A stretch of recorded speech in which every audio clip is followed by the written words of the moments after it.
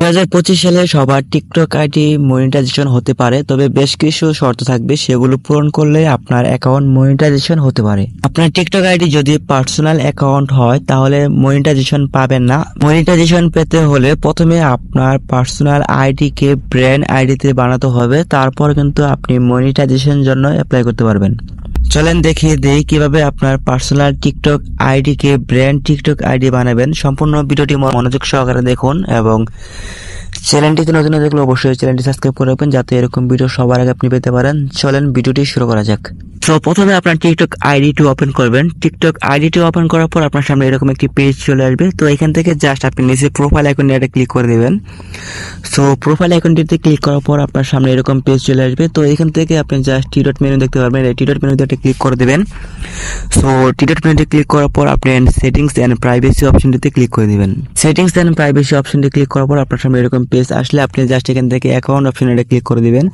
So account অপশনে click করার পর আপনি এখান থেকে দেখতে পাবেন সুইচ টু বিজনেস অ্যাকাউন্ট। আপনার এখান থেকে সুইচ টু পার্সোনাল অ্যাকাউন্ট থাকতে পারে।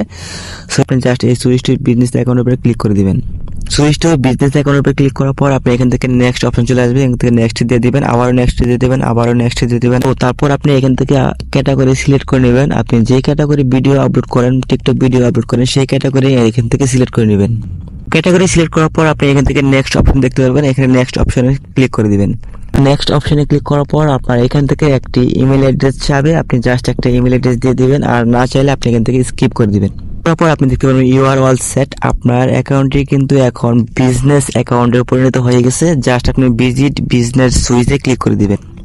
সো তারপর দেখেন যে analysis, grow centre, creative hub, message centre, সব প্রমোট এবং বিজনেস রেজিস্ট্রেশন সকল কিছু কিন্তু আপনার এখান থেকে চলে আসছে। আপনার অ্যাকাউন্টটি কিন্তু এখন বিজনেস আইডিতে পরিণত হয়ে গেছে। আইডিতে পরিণত হওয়ার পর আমি এখান থেকে যদি আমি অ্যানালাইসিসটি চেক করতে চাই আমার আইডির, সেক্ষেত্রে দেখেন কেমন দেখায়। অ্যানালিসিসে ক্লিক করে দিবেন। সো অ্যানালিসিসে ক্লিক করার পর আপনি দেখেন যে আপনার সামনে এরকম একটি পেজ চলে আসবে।